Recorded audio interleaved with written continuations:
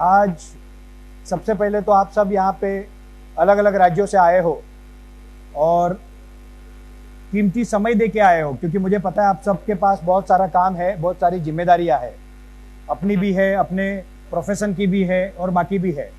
और इतना समय दे के आप लोग आए हो, तो ये हमारा टोटल 2.5 दिन का सेशन है और इस सेशन में हम आप लोगों को बहुत कुछ देने वाले हैं, बहुत कुछ सिखाने वाले हैं, बहुत कुछ सीखने वाले हैं। आप ही में से कुछ लोग अलग अलग विषयों पे बात करेंगे, अपना अनुभव भी बताएंगे और हमको सिखाएंगे। मित्रों, अगर बात करें एमसीएल परिवार की, तो अभी आपने देखा होगा कुछ दिनों से एमसीएल परिवार में हर सीनियर प्राइम बीडीए की एक ना एक अच्छे प्रोग्राम, अच्छी इवेंट चल रही है। कल माने सर ने एक अच्छा प्रोग्राम लिया, उसके पहले किशोर राठौड़ सर और वैभव चौहान सर ने अच्छा प्रोग्राम लिया, आज हमने भी यह प्रोग्राम लिया। मगर यहाँ पे आज मेरे हिसाब से 120 लीडर्स है, अराउंड 120 पैन इंडिया लेवल से। अगर हमें हमारे पूरे परिवार का प्रोग्राम लेना हो तो हमारे लिए कोई हॉल पॉसिबल नहीं है, हमें ऑडिटोरियम लगेगा। We are such a big family. 375 taluka हमने अभी तक में बुक किया है और आने वाले समय में ये काउंट ऑन जाएगा। तो ये बहुत जरूरी है कि आप लोगों को राइट वे से पता हो कि आपकी ड्यूटी रिस्पॉन्सिबिलिटी क्या है, क्योंकि जो लोग हम पे विश्वास करके आए हैं, जिन लोगों ने, चाहे वो एमवीपी वाले हो, चाहे वो तालुका वाले हो, जिन्होंने कुछ भी हमको दिया है, पैसे दिए हो, चाहे विश्वास किया हो, इस विश्वास में हमको खरा उतरना है। और ये खरा उतरने के लिए बहुत जरूरी है कि उनको प्रॉपर मार्गदर्शन मिले और ये मार्गदर्शन आपके थ्रू जाएगा, क्योंकि वी आर अ टीम। यहाँ पे एक व्यक्ति सबको नहीं सिखा सकता, सबको मिलके सबको हमको आगे ले जाना है और इसलिए इस इवेंट का हमने प्लानिंग किया। मित्रों, आज एक्चुअली सुबह मैंने स्पेसिफिकली रूम्स अलॉट किए थे, जिसको आप लोगों ने गड़बड़ा दिया, क्योंकि मेरा पर्पस ये था कि आप उसी ग्रुप के साथ, उसी टीम के साथ आओ और उसी के साथ रहो, ऐसा ना हो। आज समझो आप यहां से कभी ओडिशा में गए तो पाड़ी सर है, रतन बेहरा सर है, आपको पता कैसे चलेगा कौन कहां पे है? अगर घुल मिलोगे, एक दूसरे से बातें करोगे, एक दूसरे को जानोगे, समझोगे, कभी वो आपके वहां आएंगे, कभी आप वहां पे जाओगे, एक दूसरे का मार्गदर्शन करोगे, एक दूसरे को नॉलेज दोगे। इसलिए एक व्यवस्था की गई थी कि एक ही टीम को एक ही रूम नहीं दिया गया था, कोशिश ये थी कि अलग अलग दिया जाए, but that is okay now. अभी यहाँ पे भी आप जब बैठे हो तब आप देखोगे मैंने सारा ब्रेक कर दिया है, कोई भी टीम वाइज नहीं बैठा है, सारे लोग अपनी टीम का, कोई आगे है, कोई पीछे है, कोई बीच में, कोई कहीं है। द पर्पज इज कि आप लोग एक दूसरे को जानो, एक दूसरे को समझो, एक दूसरे से सीखो और एक दूसरे को सिखाओ। That is the most important factor. और इसीलिए आज यहाँ पे हमने इस तरह से अरेंजमेंट किया कि सारी टीम एक साथ ना बैठे। नॉर्मली आप एज अ टीम तो हमेशा साथ में बैठते हो, हमेशा साथ में घूमते हो, ट्रैवल करते हो, हमेशा सारे प्रोग्राम साथ में करते हो, मगर कुछ अलग सीखने का मौका कब मिलेगा? जब किसी और के साथ बैठेंगे, किसी और को जानेंगे, समझेंगे, सोचेंगे और सीखेंगे, तब कुछ अलग कर पाएंगे। तो मित्रों, बहुत ज्यादा खुशी है मुझे, आप लोगों तो एक्साइटमेंट हो गई, बट आपसे कई गुना ज्यादा एक्साइटमेंट मुझे है, उपाध्याय सर को है। और मैं आपको बताता हूँ, मंगेश सर, लवेश सर, शाम सर, प्राची मैम को भी उतना ही ज्यादा एक्साइटमेंट है इस प्रोग्राम का।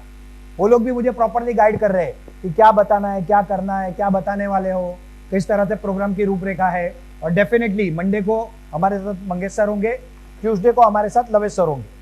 आज के प्रोग्राम की अगर बात करूं तो बिफोर स्टार्टिंग प्रॉपरली मैं आपको थोड़ा सा 2-2.5 दिन का हमारा शेड्यूल बता देता हूं, जिससे आपको गाइड रहे। आज ये 1 से 1.5 घंटे का सेशन ही होने जा रहा है, ठीक है? क्योंकि मैं पहले दिन, आप लोग भी ट्रैवल करके आए हो, थक के आए हो, उसमें घाई हुई है, तो मैं नहीं चाहता हूं कि आप लोग और थको, इसलिए 1.5 घंटे का मैं एक सेशन लेने जा रहा हूं। बट मैं आपको बता दूं, ये 2.5 दिन के प्रोग्राम का, या आज तक आपने एमसीएल को जो जाना समझा, ये आपको पता है, उससे कई गुना ज्यादा जो मैं 1.5 घंटे में बताऊंगा वो इंपॉर्टेंट है। और ये 1.5 घंटे ही आपके जीवन की, आपकी सोचने की, आपकी पूरी की पूरी विचार की रूपरेखा बदल के रख देगा। और ये 1.5 घंटे सबसे इंपॉर्टेंट 1.5 घंटे है इस सेशन के, तो वो मैं आज लेने वाला हूं। उसके बाद में 5:30 बजे अराउंड ब्रेक होगा। ब्रेक के बाद एक एंटरटेनमेंट प्रोग्राम रखा गया है आप लोगों के लिए, तो 6:30 बजे तक आप लोगों को फ्रेश होके आना है। आप चाहो तो ब्लेजर में आ सकते हो, चाहे तो चेंज करके आ सकते हो। 6:30 से 9:30 तक यहाँ पे प्रोग्राम है, देन डेफिनेटली अपना डिनर है। कल सुबह 9:30 से हम सेशन स्टार्ट करेंगे और उसका शेड्यूल मैं रात को, हमारी जो एक ग्रुप बनाया है इस प्रोग्राम के लिए, उसमें मैं शेयर कर दूंगा। परसों का दिन भी पूरा आपका इसी तरह से रहेगा, क्योंकि हम यहाँ सीखने समझने जानने आए हैं। तो आपको एक अच्छी रिसोर्ट में तो हम जरूर लेके आए। इट्स अ 3 स्टार प्रॉपर्टी, सब कुछ है, स्विमिंग पूल है, जिम है, वट एवर यू वांट सब कुछ है यहाँ पे। बट अनफॉर्चुनेटली आपको कुछ एंजॉय करने मिलने वाला नहीं है। रेडी ना? मेरे उपाध्याय सर ने और मेरे सुरेश पांडे जी मेरे बड़े भाई की तरह है, उन्होंने बताया कि 6 बजे तो नहीं सिखाओगे ना कुछ, हम सुबह 6 बजे जाएंगे। सो यस, ये टाइम को जोड़ के आप डेफिनेटली एंजॉय कर सकते हो, एक दूसरे के साथ घुल मिल सकते हो। और मित्रों, एक बार आप सब लीडरों के लिए जोरदार तालियों के साथ हम इस कार्यक्रम की शुरुआत करेंगे। जोरदार होनी चाहिए। हाँ, ऐसे ऐसे ऐसे नीचे नीचे नहीं जानी चाहिए, ऊपर ऊपर जानी चाहिए। Correct? Yes yes yes. Thank you thank you.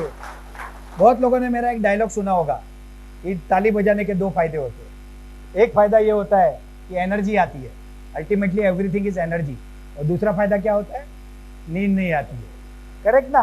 तो ये 2 फायदे आप लोगों के हैं, और मैं गारंटी देता हूं कि इतनी देर आप ताली बजाए हो तो अब 1.5 घंटे तो कम से कम नहीं सोने वाले। So let's begin. ये हमारा कार्यक्रम है। Meera clean foods limited and SSK Bharat management and media private limited invites you for celebration of success of 375 plus project appointment. हम लोगों ने, मतलब आप लोगों ने सबने मिलकर वो क्रांति की है कि जो MCL में इतिहास हो चुका है, एंड दैट इज 375 प्रोजेक्ट। आप लोगों के आजू बाजू में भी कोई नहीं है। आज जो प्रोग्राम हम कर रहे हैं, इसके भले ऑर्गेनाइजर हम हो, मगर एक्चुअली ये आपका प्रोग्राम है। आप ही ने ऑर्गेनाइज किया है आपके खुद के लिए। ये हमारा प्रोग्राम है ही नहीं, ये अपना प्रोग्राम है। दिस अ फैमिली रीयूनियन और फैमिली गैदरिंग और फैमिली कॉन्फ्रेंस। ये ऐसा नहीं है कि यहाँ पे कोई बिजनेस डेलीगेट बैठे कि कोई बिजनेस करने आया है, कुछ काम करेगा और चला जाएगा। नो, यहाँ पे ये सारे फैमिली मेंबर्स है। एक दूसरे से कल को आप भूलोगे, मिलोगे, आप लोग आगे बढ़ोगे। Second is national leadership conclave. Who is the leader? ये सब लीडर है। करेक्ट ना? आज MCL को गांव गांव तक, घर घर तक कौन ले जाता है? आप ले जाते हो। You are the leaders. और आप लीडरों के लिए फिर से एक जार जोरदार तालियां। Orientation and training program OTP 2022। OTP क्या होता है पता है? जब हम कोई ट्रांजैक्शन करते हैं, करेक्ट ना, तब मोबाइल में एक OTP आता है, एक मैसेज आता है, और वो पासवर्ड ही बोले उसको या जो भी बोलो, वो OTP डालने के बाद आपका काम पूरा होता है। उसके बगैर होता है क्या? तो ये OTP है। ये पासवर्ड जब सीखोगे और डालोगे ना, तब आपका काम होगा, नहीं तो होने वाला। ओरिएंटेशन एंड ट्रेनिंग प्रोग्राम पहली बार मैंने अहमदाबाद में लिया था, और भरत भाई पाचानी जी ने उसकी बहुत जोरदार तैयारी की थी। डेफिनेटली कृति उनकी बेटी, देव उनका बेटा, उनकी सारी टीम उसमें इन्वॉल्व थी। उस प्रोग्राम से जो मैंने सीखा था उसको आगे बढ़ाना है, क्योंकि वो प्रोग्राम हमने कोरोना काल में किया था। सेकेंड वेव गया था, मैं जस्ट कोरोना से ठीक हुआ था, और अगस्त में मैं था, और आई थिंक अक्टूबर नवंबर में हमने, अक्टूबर में किया था, अक्टूबर में ना, 27, 28, 29, करेक्ट। तो हमने 1 day training program, orientation and training program तब लिया था, और उसका रिजल्ट क्या है पता है? गुजरात में 95 तालुका, राजस्थान में 45 तालुका। ये उस OTP प्रोग्राम का रिजल्ट है। उस OTP प्रोग्राम में हमें एक से एक दिग्गज लोग मिले, जिसमें शिव कुमार नामा जी की टीम हुई, हमारे कमलेश सेन जी की टीम हुई। तो ये जो OTP प्रोग्राम में से हमको रिजल्ट मिला, उसके आधार पे मैं बहुत लंबे समय से कोशिश कर रहा था कि ऐसा और एक प्रोग्राम लिया जाए, बट बड़े रूप में, क्योंकि मैं अकेला बोलूं और आप सीखो, अब नहीं, आप अब सिखाने के लायक हो गए हो। मतलब MCL, आपके अपने अपने फील्ड में तो आप मास्टर हो, मुझे बहुत कुछ सिखा सकते हो। MCL में क्योंकि हम पहले आए, और फॉर्चुनेटली हमको डॉक्टर श्याम सर अवेलेबल थे, वो खुद हमें गाइड करते थे, प्राची मैम हमको गाइड करती थी, और उसके कारण हमने आपसे ज्यादा सीखा, समझा, जाना। तो आज हम सबको मिलकर इस चीज को नीचे ले जाना है। तो ये OTP, orientation and training program है, और ये आप लोगों को एक नई दिशा देगा, आप लोगों को एक नया सोच देगा कि ये क्या है एक्चुअली, व्हाट इज MCL। तो आज के सेशन की हम शुरुआत करते हैं। Let's begin.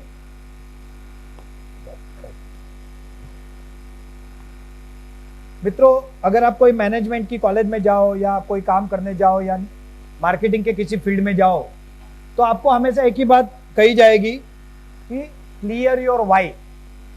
क्यों? क्यों ये वो शब्द है जब तक ये क्लियर नहीं होता तब तक आदमी कोई काम ठीक से नहीं कर सकता। क्यों? एंड दूसरा शब्द है हाउ, कैसे। ये दो शब्दों पे ही आपके किसी भी काम का सक्सेस डिपेंड करता है। यहाँ पे मेरे एक गाइड, मेरे गुरु की तरह है सीताराम पाटिल सर। वो हमेशा जब प्रेजेंटेशन लेते तो कहते क्लियर योर वाई फर्स्ट। अगर वाई क्लियर नहीं हुआ ना तो आप कुछ नहीं कर पाओगे। वाई क्लियर होना बहुत जरूरी है, और वाई के बाद क्या क्लियर होना जरूरी है? हाउ। तो आज 1.5 घंटे के सेशन में मैं सिर्फ यही बताने वाला हूं। So let's begin. Are you excited?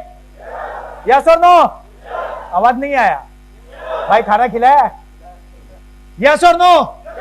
Correct. So let's begin. Meera clean fuels limited, welcome to renewable oil and gas sector to save our mother earth by replacing killer fossil fuel by clean biofuels।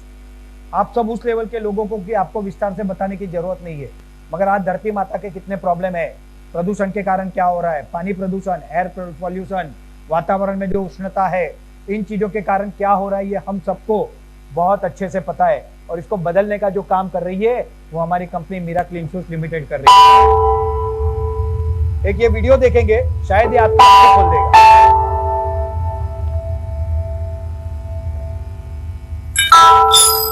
Not enough energy. Upgrade complete.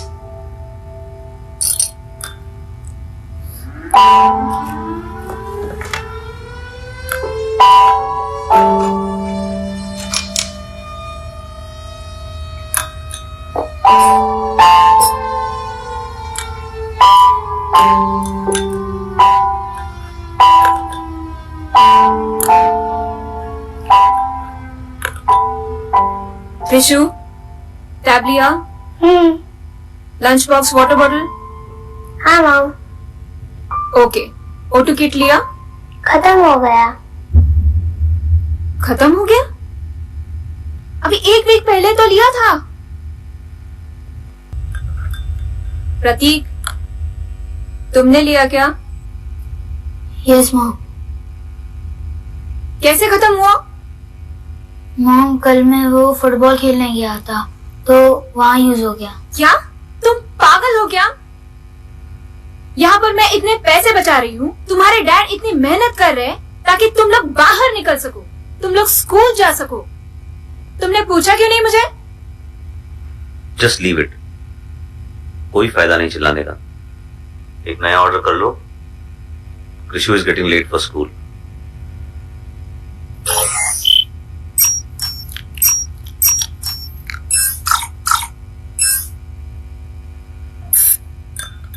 How irresponsible, प्रतीक।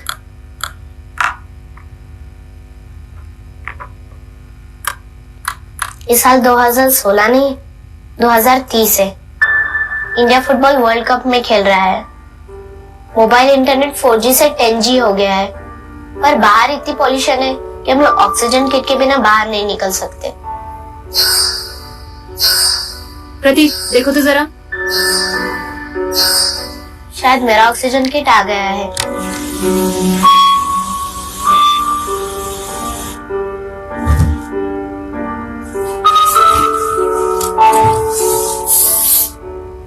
अगर आपने तभी ही pollution रोका होता तो आज मैं जब चाहूँ घर से बाहर निकल सकती थी, और मेरे डैड 50 इयर्स के नहीं लगते। Trust me, he is 38। ये मेरी लाइफ है और आपकी होने वाली।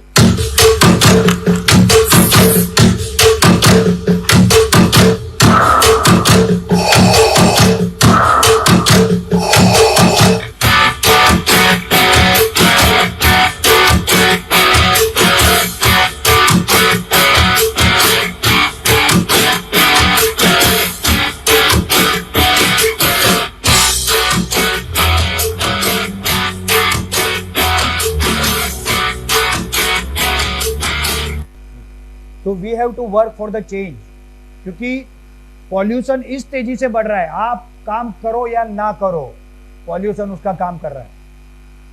बुरा हाल है। आपको ये वीडियो देख के शायद ऐसा लगा होगा कि ऐसा भी होगा क्या। दिल्ली में जो लोग आए थे उनको पूछो सांस लेने में कितनी तकलीफ हो रही थी। किशोर भाई कहाँ है? कैसा लग रहा था दिल्ली में? सांस नहीं, मतलब you can not breathe comfortable in Delhi. ये आज की हालत है। मुंबई में कुछ ऐसी जगह है जहां पे ऑक्सीजन पार्लर खुल चुके हैं। इस लेवल पे नहीं गया, मगर लेवल पे जाने की शुरुआत हो गई है। इसको बदलना होगा, और ये जो बदलने का काम कर रहे हैं ना, वो लोग आज यहां पे इस हॉल में है। That is the important. Global warming की बात करें, ग्लोबल वार्मिंग पृथ्वी के ध्रुवों पर हजारों साल से जमी बर्फ तो देखो पिघल कि क्या रही होता है। है। दुनिया भर में जंगल आग में भस्म हो रहे हैं। समुद्र का बढ़ता जलस्तर आने वाले सालों में कई बड़े शहरों को निगल सकता है। कहीं सूखा है तो कहीं आए दिन बाढ़ और तूफान आ रहे हैं। हालात बहुत खराब हैं। करोड़ों जिंदगियां दांव पर लगी हुई हैं। हो सकता है कि आज आप पर जलवायु परिवर्तन का सीधे तौर पर असर ना पड़ रहा हो, लेकिन हम लोग जिस तरफ जा रहे हैं, आप भी जल्द इसकी चपेट में आ सकते हैं। समस्या इतनी गंभीर है कि पृथ्वी के अस्तित्व पर सवाल उठने लगे हैं। लेकिन ये नौबत क्यों आई? जलवायु परिवर्तन आखिर क्या है जिसकी हर तरफ इतनी चर्चा हो रही है? जलवायु परिवर्तन या फिर कहें क्लाइमेट चेंज का मतलब पृथ्वी के औसत तापमान में हो रही वृद्धि से है। लेकिन इस वृद्धि की वजह क्या है? ये तो आप जानते ही हैं कि पृथ्वी को प्रकाश और गर्मी सूरज से मिलती है। सूरज की किरणें जब पृथ्वी पर पड़ती हैं, तो उनमें से कुछ किरणें परावर्तित होकर वापस अंतरिक्ष में चली जाती हैं और कुछ किरणों को हमारे वायुमंडल में मौजूद ग्रीन हाउस गैसें परावर्तित होने से रोक लेती हैं। इसे ग्रीन हाउस इफेक्ट कहते हैं। वायुमंडल को आप पृथ्वी के चारों ओर गैसों का एक कवच कह सकते हैं।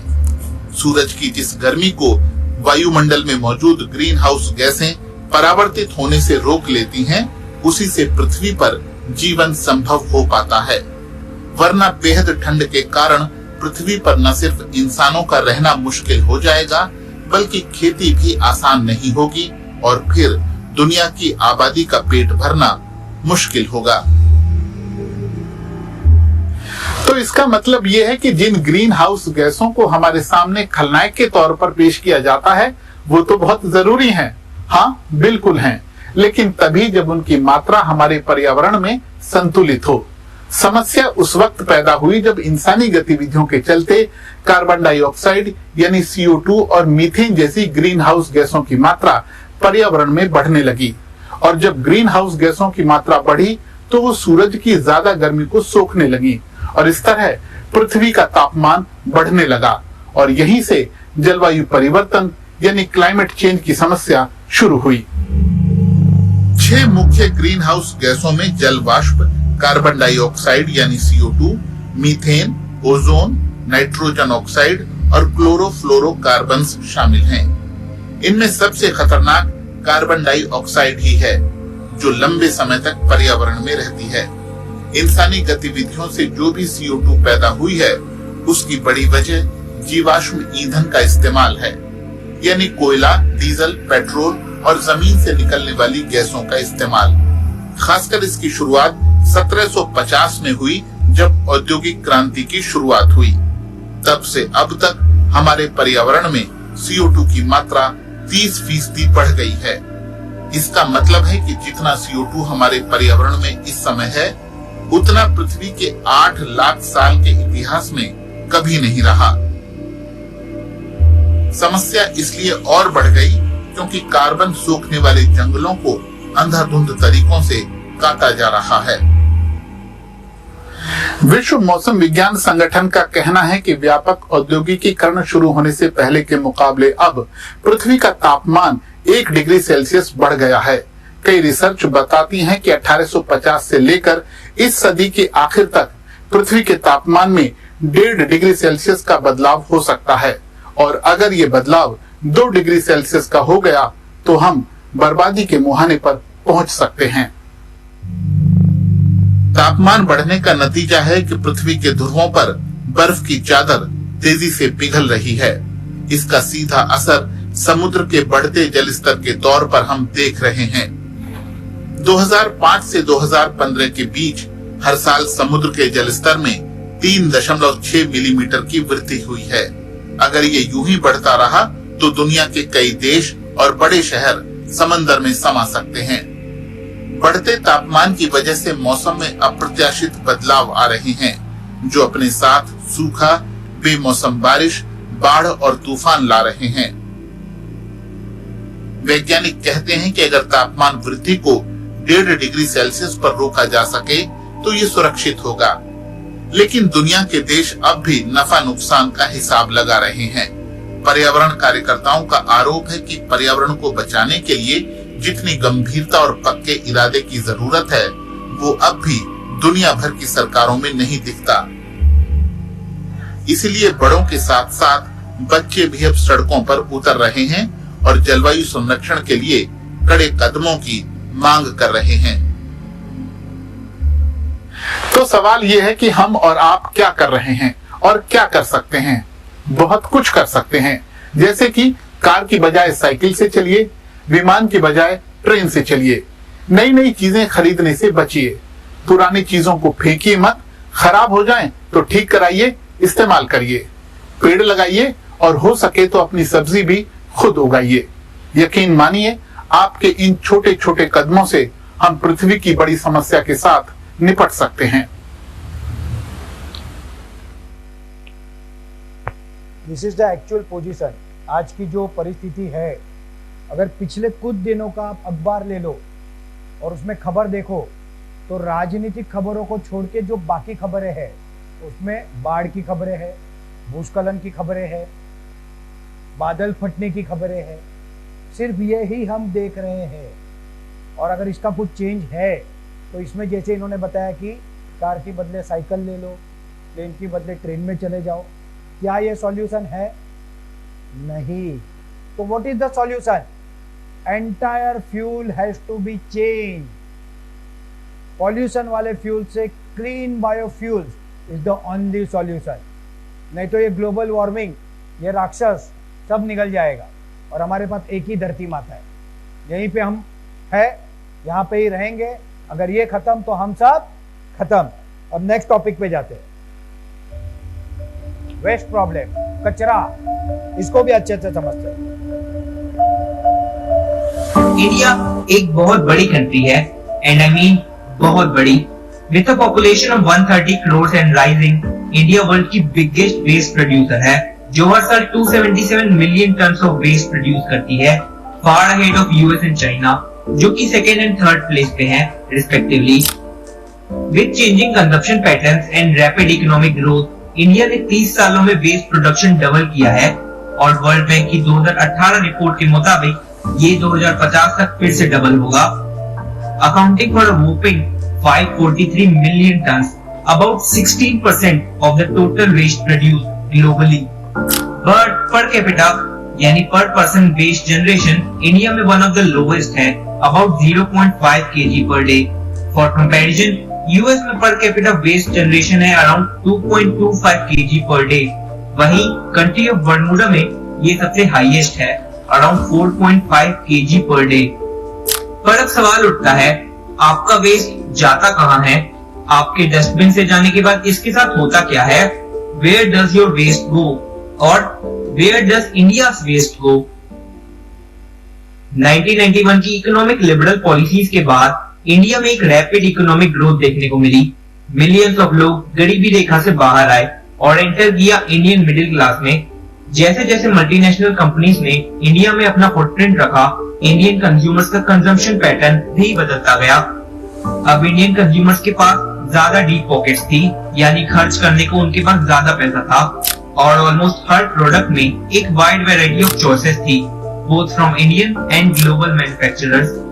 With increase in consumption also led to increase in waste production और आज India more than 150,000 metric tons of waste produce करता है every single day. Delhi by far India के वेस्ट प्रोडक्शन में सबसे ज्यादा कंट्रीब्यूट करता है, about 31 lakh tons every year, followed by Greater Mumbai at 25 lakh tons, Chennai at 18 lakh tons, and Greater Hyderabad at 16 lakh tons, closely followed by Bengaluru, Ahmedabad, Pune, Surat, Kanpur and Jaipur. State wise Maharashtra lead करता है waste production में and combined with Karnataka, Tamil Nadu, Delhi, Gujarat, west Bengal and Uttar Pradesh, ये states India के waste production में 2/3 हिस्सा देते हैं। India में most of the waste food and vegetable से आता है, अराउंड 57%। उसे फॉलो करता है paper and cardboard waste at 10%। Plastic waste account करता है अराउंड 8%। फिर glass, metal, rubber and leather और वुड रिस्पेक्टिवली फॉलो करते हैं। इंडिया टुडे की एक रिपोर्ट के अनुसार इंडिया का 90% वेस्ट कलेक्ट कर लिया जाता है, जो कि काफी इंप्रेसिव नंबर लगता है, पर एक्चुअल टर्म्स में उतना ही बुरा है। अराउंड 15,000 मेट्रिक टन्स का गार्बेज हर दिन ओपनली एक्सपोज्ड रहता है क्योंकि वो कलेक्ट नहीं हो पाता, और ईयरली 55 लाख मेट्रिक टन्स, जो कि सीवियर पॉल्यूशन लेवल्स को इंक्रीज करता है। अगर कलेक्टेड वेस्ट की बात करें तो अराउंड सिर्फ 5% ही रिसाइकल हो पाता है। नेक्स्ट 16% को कंपोस्ट में कन्वर्ट कर दिया जाता है, यानी वो जमीन में वापस चले जाता है एज ऑर्गेनिक फर्टिलाइजर्स। बाकी 75% वेस्ट को ओपनली लैंडफिल में डंप कर दिया जाता है, जो कि सीरियस हेल्थ प्रॉब्लम्स क्रिएट करता है, जैसे अस्थमा, मलेरिया, डायरिया और नाना प्रकार की बीमारियां। नॉट मेंशनिंग ये 75% वेस्ट ग्राउंड वाटर, लैंड और एयर को भी पोल्यूट करता है। एवरी ईयर इंडियन वेस्ट को लैंडफिल में डंप करने के लिए अराउंड 1250 हेक्टेयर की जमीन भी लगती है, जिससे पब्लिक लैंड का भी लॉस होता है। तो अगर आप इंडिया में रहते हैं तो ये कहना सेफ होगा कि 75% चांस है कि आपका गार्बेज रिसाइकल या ट्रीट नहीं हो पाता और ओपनली किसी लैंडफिल में पॉल्यूशन बन रहा होता है। ये स्टैटिस्टिक्स भी स्टेट वाइज काफी वेरी करते हैं। Chandigarh the union territory 85% waste को ट्रीट कर पाती है, हाईएस्ट इन द कंट्री। वहीं दिल्ली एनसीआर 55% वेस्ट को ट्रीट कर पाती है और महाराष्ट्र अराउंड 44%। 2050 तक एक्सपेक्टेड है कि इंडिया को अराउंड दिल्ली जितना एरिया चाहिए होगा हर साल अपना गार्बेज डंप करने के लिए, and India will need to find a solution pretty soon or it will run out of land to dump the garbage. Peace. नीचे डिस्क्रिप्शन में वर्ल्ड बैंक की रिपोर्ट का लिंक दिया गया है और साथ ही 3000 एकड़ जमीन भारत को हर साल लगती है कचरा डंप करने के लिए। 2050 तक में दिल्ली जितना बड़ा शहर जितनी जगह लगेगी भारत का कचरा डंप करने के लिए। तो व्हाट इज द सॉल्यूशन? कचरा तो होगा ही, लोग खाना तो खाएंगे, बॉटल यूज करेंगे, थैली यूज करेंगे, बंद तो होने वाला है नहीं। तो what is the alternate, what is the solution? And the solution is again MCL। हमारे पास वो टेक्नोलॉजी है जिसमें वेस्ट, ऑर्गेनिक वेस्ट, जिसमें से हम बायोगैस और बायो फर्टिलाइजर बनाते हैं, और हमारे पास वो भी टेक्नोलॉजी है जिसमें से हम directly crude oil from inorganic बनाते हैं। इनऑर्गेनिक की टेक्नोलॉजी आज हमने शोकेस नहीं की है। आने वाले समय में आपको पता चलेगा हर डिस्ट्रिक्ट पे डिस्ट्रिक्ट लेवल बायो रिफाइनरीज आएगी।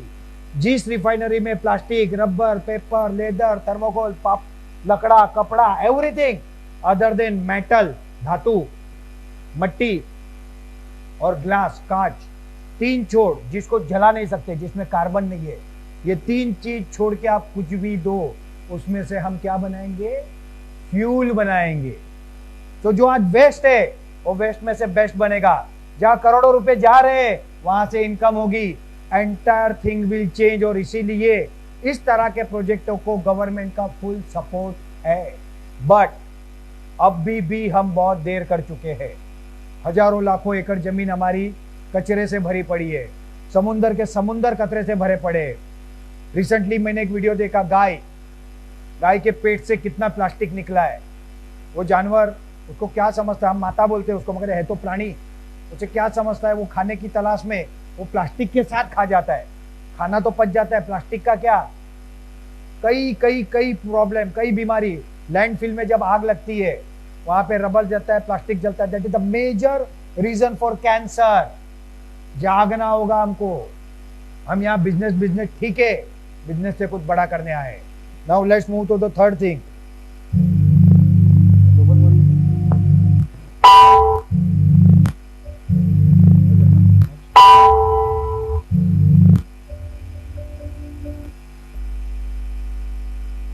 फार्मर्स प्रॉब्लम, किसानों की समस्या।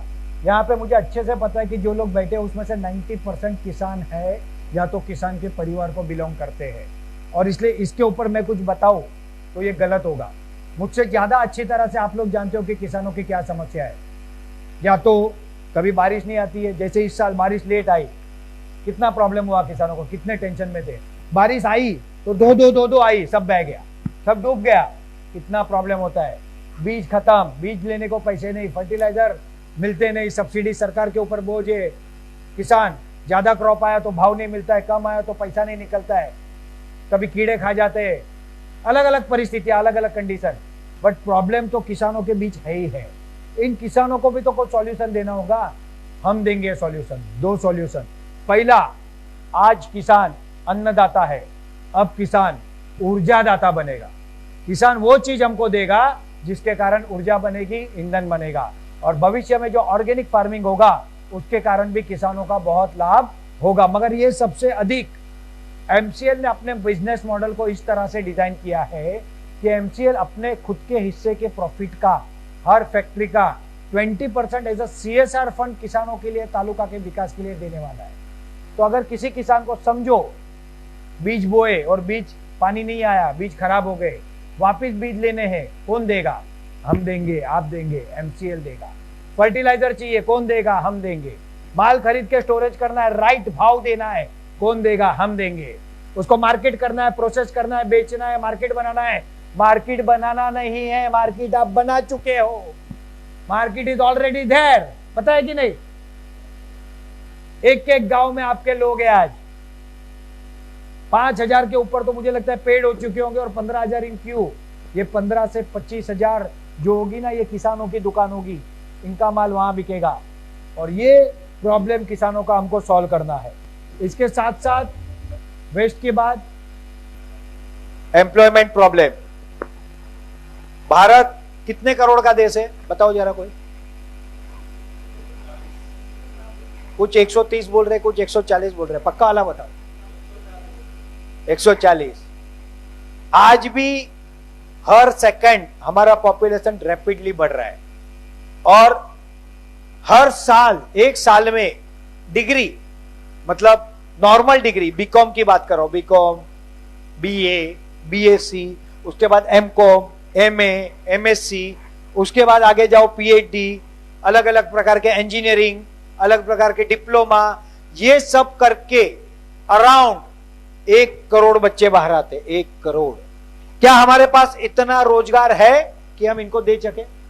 Not possible. हमारी दोनों इंडस्ट्री, चाहे वो सर्विस इंडस्ट्री हो, चाहे प्रोडक्शन इंडस्ट्री हो, ये अपने एक उच्चतम शिखर पे है। यहां से 10-20% ग्रो हो सकती है, इससे ज्यादा बढ़ने वाली नहीं है। तो what we need a entire new industry, entire new sector, तब जाके प्रॉब्लम सॉल्व होगा। और वो सेक्टर होगा रिन्यूएबल क्लीन फ्यूल या बायोफ्यूल। ये सेक्टर भारत में है ही नहीं। आप बोलोगे पेट्रोल डीजल तो बिकता है, कैसे नहीं है? Yes, that is fossil. हम इंपोर्ट करते हैं, उसे बेचते हैं। मगर जब हमारे किसानों के रॉ मटेरियल से बनेगा, तब अराउंड 7 करोड़ किसानों को इसका फायदा होगा। जब ये इंडस्ट्रियां भारत में लगेगी, तब वर्कर से लेके engineer, MBA, CA, CS, lawyer, everything पकड़ के 3 से लेके 5 करोड़ लोगों को डायरेक्ट एम्प्लॉयमेंट मिलेगा, डायरेक्ट इस इंडस्ट्री में। अगर एक व्यक्ति पे 4 जन का परिवार निर्भर करता है, तो 7 करोड़ किसान और 5 करोड़ युवा, 12 करोड़, 12 इंटू 4,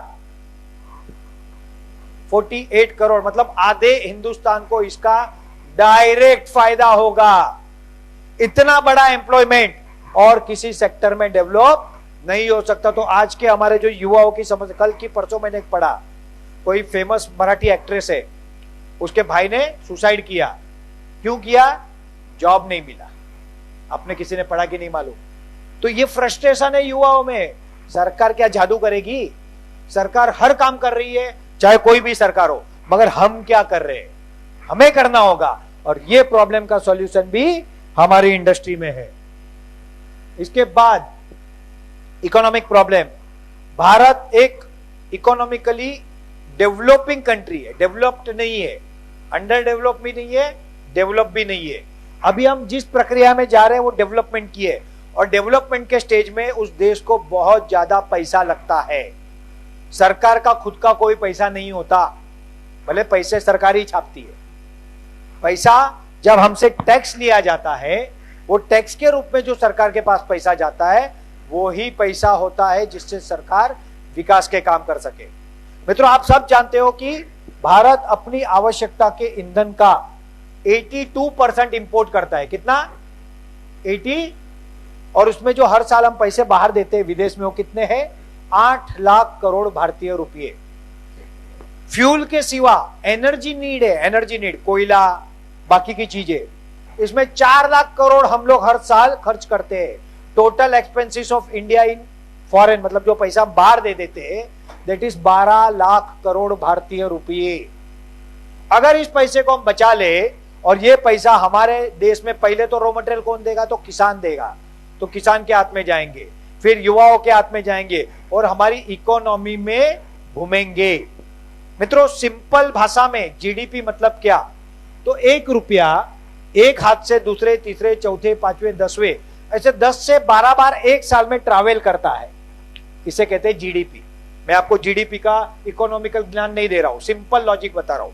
एक पैसा जितनी बार ट्रैवल करेगा, दैट इज योर जीडीपी। मैंने यहां पे 1 रुपया दिया पहले व्यक्ति को, वो ट्रैवल करते करते करते करते आज शाम तक में 120वें व्यक्ति तक पहुंचा, तो ये 120 बार उस रुपये ने हाथ बदला। और यह जब हाथ बदलेगा तब उसमें कुछ ना कुछ गवर्नमेंट को रेवेन्यू आएगी, कुछ ना कुछ टैक्सेस मिलेंगे, बैंकिंग सिस्टम चलेगी, बाकी की चीजें चलेगी, और आपकी भी लोगों के पास पैसे फास्ट रोटेट होंगे। तो अगर 12 लाख करोड़ रुपए हमने बचा लिए और वो अगर हमारे देश में ही रहे, तो हमारी इकोनॉमी कम से कम $1.2 ट्रिलियन सिर्फ और सिर्फ इस इंडस्ट्री से बढ़ सकती है। ये कहीं और नहीं हो सकता, दैट इज नॉट पॉसिबल। तो अगर देश की इकोनॉमी को मजबूत करना है, गवर्नमेंट के हाथों को मजबूत करना है, तो हमको ये करना होगा, और ये काम भी बायोफ्यूल में हो रहा है। अगर बात करें, इस टॉपिक पे जाने के पहले मैं बात करूंगा कि आज की भारत की परिस्थिति को समझते हैं थोड़ा। आज भारत, मतलब आज नहीं, कई सालों से पाकिस्तान प्रेरित आतंकवाद के कारण परेशान है। चाइना हमारा दोस्त है बोलने के लिए, एक्चुअल में क्या है, उसको भारत को निगल जाना है। यहाँ पे श्रीलंका क्या हालत है आज? वहां के लोग समय पे नहीं जागे। वहां पे एक परिवार का राज था, वो लोग चलते गए। लोग कहते हैं ऑर्गेनिक के कारण ये हुआ। नहीं, ऑर्गेनिक के कारण नहीं हुआ, फ्री की सौगातों के कारण हुआ है। ऐसे ही नहीं श्रीलंका की हालत हुई है। आज श्रीलंका पूर्ण रूप से तबाह है, भारत उसको मदद कर रहा है। अपने पेट की रोटी काट के भारत श्रीलंका को दे रहा है, क्योंकि वो हमारी प्रथा है, वो हमारे संस्कार है कि हम हर व्यक्ति का, अपने पड़ोसियों का मदद करते हैं। बट भारत की हालत देखो ना, यहाँ श्रीलंका, यहाँ बांग्लादेश, यहाँ पाकिस्तान, अफगानिस्तान का हालत क्या है, ऊपर चाइना। अगर हमको मजबूत रहना है, अगर हमको सुरक्षित रहना है, तो हमको हर चीज में आत्मनिर्भर होना होगा। और एक चीज ऐसी है जिसमें आज भी भारत आत्मनिर्भर नहीं है, दूसरों पे डिपेंड है, वो है ईंधन। और अगर इसमें हम काम करेंगे तो जाके हमारा भारत स्ट्रांग रहेगा, मजबूत रहेगा, और पूरी दुनिया में विश्वगुरु बनेगा। मित्रों, समस्या देश के सामने बहुत है, उसमें से कुछ मैंने आपको बताई। आपके सामने भी बहुत सारी समस्याएं होगी। समस्या हर एक प्रकार की होती है, बिजनेस में होती है, जीवन में होती है, देश के लिए होती है, हर जगह पे होती है। बट समस्या का क्या? whenever there is a problem, there is a solution. जब जब समस्या होती है ना, तब तब वहां पे एक सॉल्यूशन होता है। और सम एग्जांपल्स बताऊंगा। whenever there is a problem, जितना बड़ा प्रॉब्लम उतना बड़ा सॉल्यूशन, और जितना बड़ा सॉल्यूशन उतना बड़ा बिजनेस। आपको कुछ उदाहरण देता हूं। ओला एंड उबेर कुछ सालों पहले, अब जब मुंबई जैसे शहरों में नीचे उतरते थे घर से, रिक्शा वाले को हाथ दिखाते थे, टैक्सी वाले को हाथ दिखाते थे, और बोलते थे कि भाई हमको यहाँ ले चलो। उसको जाना होगा तो कहेगा यस, नहीं तो बोलेगा नो, बराबर ना। अब इस प्रॉब्लम को किसी ने आइडेंटिफाई किया और उसने एक ऐप बनाई। उस ऐप का नाम है ओला एंड उबेर। ओला और उबेर की खुद की कितनी गाड़ियां हैं? एक भी नहीं, करेक्ट। Just a app. मगर वो गाड़ी आप ऐप से बुक करते हो, आपके दरवाजे में आती है, आपको कहां तक छोड़ना है वो रूट बताती है, पैसे भी पहले बताती कि इतने पैसे होंगे। और आज ये ओला एंड उबेर ये ट्रिलियन ऑफ डॉलर की कंपनी है, बिकॉज एक प्रॉब्लम को उन्होंने आइडेंटिफाई किया और उसका सॉल्यूशन दिया। पेटीएम, फोन पे, गूगल पे, पहले हमको पैसे देने होते तो हम कैश देते थे, कैश कैरी करते थे, और या तो बैंक से तो डायरेक्ट किसी को दे नहीं सकते थे। उसको किसी ने आइडेंटिफाई किया और एक ऐप बना दी। ऐप का ऐड बताओ, पेटीएम करो। दिमाग में आता है ना, घंटी बत्ती है ना, बत्ती है कि नहीं? हाँ, तेज करके एक ऐप आई थी, बहुत जबरदस्त चली। गूगल वाले को लगा यार ये तो मजबूत ऐप है, उठाओ इसको, और वो गूगल पे हो गया। तेज का गूगल पे हो गया। तो ये अपॉर्चुनिटी है।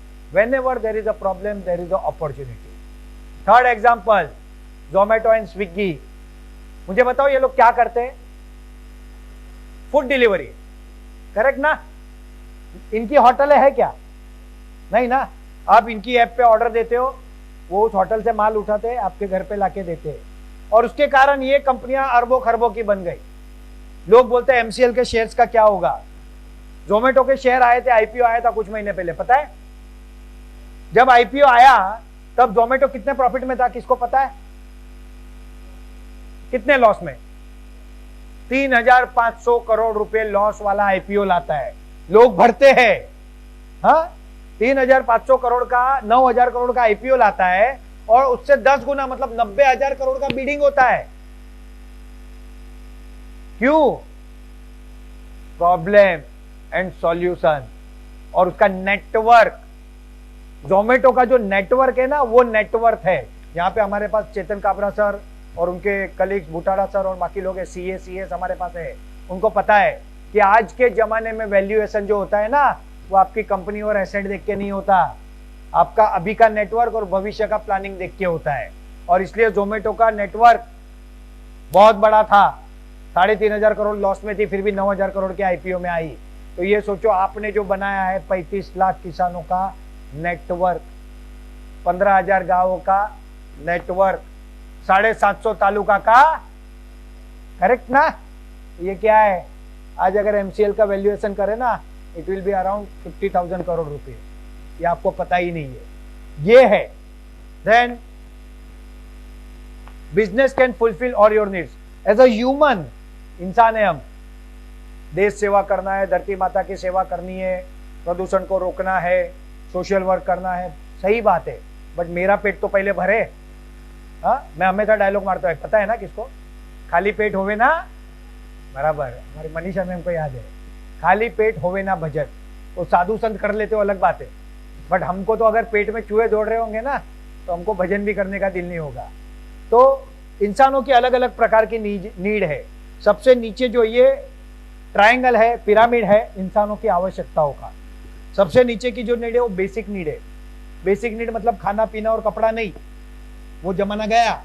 अब बेसिक नीड में आते हैं आपकी गाड़ी, मेडिकल इश्यूज, इंश्योरेंस, एक अच्छा घर, एक अच्छा फार्म हाउस, उसके ऊपर एस्टीम नीड, लग्जरी नीड, उसके ऊपर इमोशनल नीड, और सबसे ऊपर है रिकॉग्निशन नीड।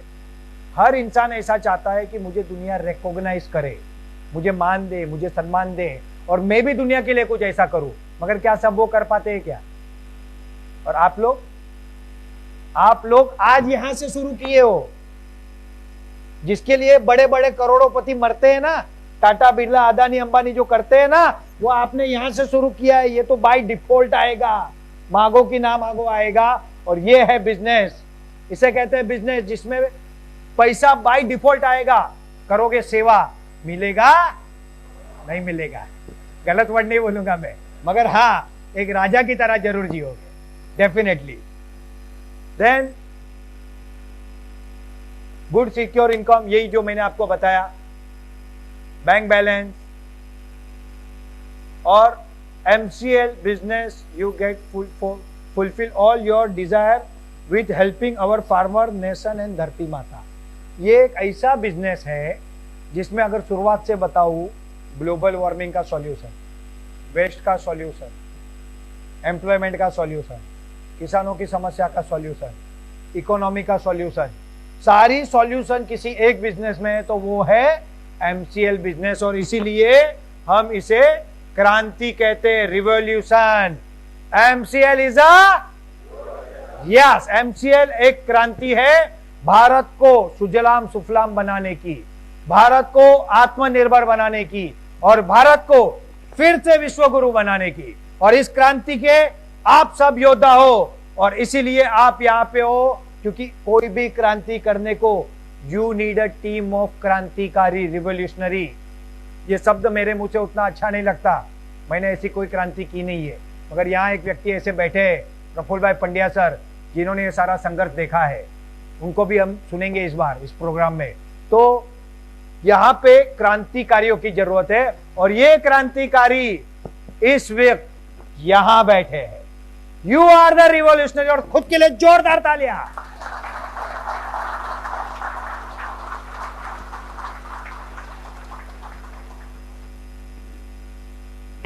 यहां पे बेसिकली जो मैं आपको समझाना चाहता था कि MCL is not only a business, business is our by product, but it is a revolution. तो वाई क्यों एमसीएल, ये आप लोगों का यहां पे क्लियर हो गया होगा, करेक्ट।